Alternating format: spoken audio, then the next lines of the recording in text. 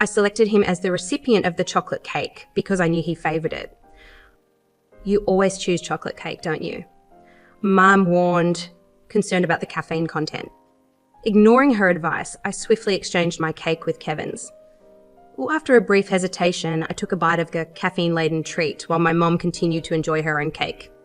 And Kevin, proudly boasting about reserving this cake a month, in advance emphasised the delicious crushed nuts on top. Suddenly, his demeanour shifted as he began to choke. His face turned red and he struggled to breathe. Foam formed at his mouth and he shivered before collapsing to the floor. My name is Emma, a 36-year-old working at a food inspection company. I live with my husband, Kevin, who is 2 years older, and our 7-year-old daughter, Catherine. Our journey began at university, leading to marriage and the birth of Catherine. However, her slow development worried us. Despite consulting numerous doctors, no issues were found. Catherine's lack of progress caused a rift between Kevin and her. His mother, Kay, also deemed Catherine as having a disability, leading to her disapproval and avoidance. Only my father-in-law showed affection, considering Catherine unique and lovely. Before marriage, Kevin was kind, but his attitude changed with Catherine's challenges. His frequent bouts of anger, expressed through loud noises and table banging, stressed me to the point of health issues. Menstrual irregularities, eventually leading to menopause, prevented us from having more children. As Catherine entered school, her slow speech led to suggestions of a special needs class, an idea Kevin vehemently opposed. Despite my belief that it would be a better fit for her, I couldn't propose it due to Kevin and Kay's objections. Work offered solace from the home environment. When offered a full-time position, Kevin hesitated, insisting on my continued commitment to housework. Reluctantly, I agreed. However, Kevin's solution was to have his critical mother, Kay, take over household duties. After my father-in-law's sudden death, Kevin and Kay's behaviour at the funeral raised suspicions. Despite Catherine losing her only ally, Kevin spent more time at his parents' house.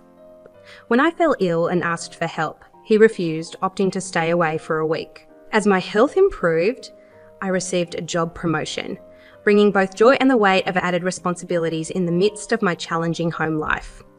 I discussed the situation with Kevin, and as anticipated, he insisted that I should manage the household chores properly.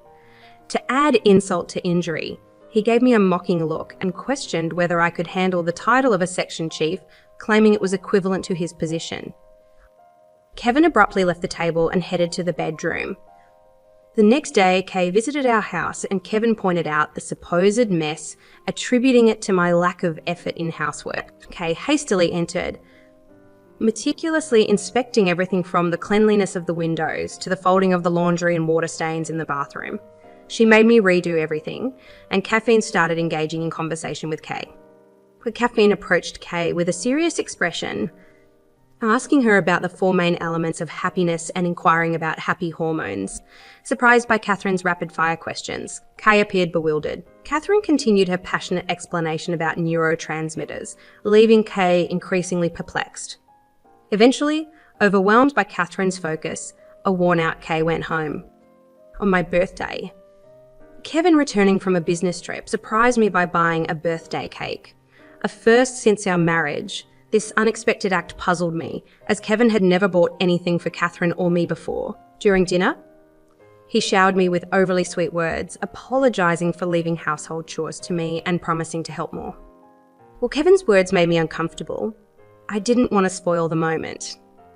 After dinner, as I cleared the dishes, Kevin retrieved the cake from the fridge, insisting he would handle it.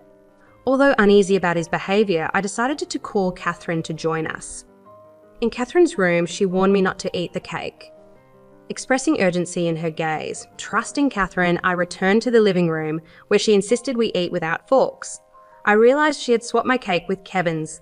As we ate, Kevin proudly discussed reserving the cake, and suddenly he began to choke. Kevin collapsed on the floor, showing signs of anaphylactic shock from a buckwheat allergy. Both Kevin and I were allergic to buckwheat, and it was confusing since we were eating cake that shouldn't contain any buckwheat. In a calm voice, Catherine instructed me to call an ambulance. Following her guidance, I hit Kevin's back to help him expel the cake. At the hospital, Kevin's life was saved, and I wondered how Catherine knew something life-threatening would happen. After completing the hospital admission procedures, I returned home. As soon as I arrived, Catherine showed me a candy wrapper she retrieved from the trash. It was a wrapper for cookies made with buckwheat flour, and Corinne explained that it was from the cake box Dad had bought. According to Seren, the seal on the box was half peeled off. And when she checked the kitchen trash, she found a candy wrapper she'd never seen before. Upon researching online, she discovered it contained buckwheat flour. She then reminded me of Catherine's warning mom. If you eat that, you'll die. The realization hit me hard. If not for Caffeine's swift action, I could have been the one eating that potentially harmful cake. The thought of being the one on the hospital bed sent chills down my spine. As fear and suspicion crept in, I considered involving the police. However, Caffeine's words made me reconsider. If Dad was the one who collapsed, informing the police might make me a prime suspect. A feeling of despair overcame me, and Caffeine assured me that she would handle it. She ventured into Kevin's study, defying his strict instructions, and began searching for evidence. To my surprise, Caffeine found a notebook in a drawer that detailed a shocking revelation. My father-in-law had been victimized in a similar manner. The notebook described the plan to mix crushed buckwheat flour cookies with sprinkles. Even more disturbingly, Kai was implicated in this terrifying scheme. They were conspiring together, and at the bottom of the page, it ominously read, "Next is Emma's birthday." My hands involuntarily tightened around the notebook, and Caffeine, noticing my anger, reassured me that everything would be okay. Catherine shook her head regretfully, explaining that the notebook might not be admissible as evidence. If Kevin and Kay claimed it was just fantasy, the case would likely be dismissed. The lack of concrete evidence made me feel helpless, and Caffeine, sensing my frustration, held my hand firmly, promising to find the evidence and protect me, determined to seek justice. Catherine and I began preparing for the final showdown. Our plan was to lure Kay into our house under the pretense of learning how to cook Kevin's favourite dish. While Kay taught me in the kitchen, Caffeine discreetly searched her bag and found the buckwheat cookies. With one cookie in hand, we took it to my workplace for a composition test. Several days later, as Kevin was discharged from the hospital, I informed Kay that I was preparing a celebration for his recovery. I asked her to pick him up, and while waiting, Catherine and I prepared his favourite dishes, including the potentially tainted cookie. As Kevin and Kay returned, we welcomed them to the table, where the atmosphere quickly shifted. Kevin whispered something to Kay, and they both seemed puzzled. It appeared that our plan was beginning to unfold, and I steeled myself for the confrontation ahead. As she released the fried chicken she held with her chopsticks, she seemed oblivious to the fact that it slipped from her grasp. The tension in the room intensified as Kevin and Kay refrained from touching the food. Deliberately, I engaged Kevin in conversation, inquiring about the seasoning. "Oh, I guess I can't make it as good as your mother does," he mumbled, glancing down. I responded with my biggest smile, assuring him that the seasoning not only tasted good but also seemed to provide energy. Casually, I mentioned my father-in-law's recommendation of the seasoning, observing Kevin and Kay shivering as if they were cold. Catherine, undeterred, sprinkled the seasoning over their rice. In protest, Kevin swatted away Catherine's hand, expressing concern about adding something suspicious. Ignoring his objections, I continued smiling and serving the food. Catherine persisted, reaching for the seasoning, but Kevin, with a terrifying expression, shouted, "Enough! Why are you so scared?" "I just want you and your mum to live longer," I cheerfully retorted, flashing my brightest smile. The atmosphere grew tense as Catherine defied Kevin's warning and sprinkled the seasoning over their rice. The room was charged with Kevin's anger, as he shouted, "Stop putting something so suspicious into it." Unfazed, I continued with my smile, drawing attention to his past actions of sprinkling the same seasoning on my cake, leading to his hospitalization. With a triumphant gesture, I presented documents obtained from our company's inspector, linking the substance on the cake to the buckwheat cookies. Kevin and Kay exchanged glances, denying any knowledge of the situation. However, I placed a copy of Kevin's incriminating notebook on the table, revealing details of the ordered cookies and their sinister plan. Red and then blue in the face, Kevin and Kay struggled to explain away the evidence. Kevin's notebook held damning information, including details of their plot and attempts to mask the crime. Staring sternly at Kay, I connected the dots, questioning them about their involvement in my father-in-law's death.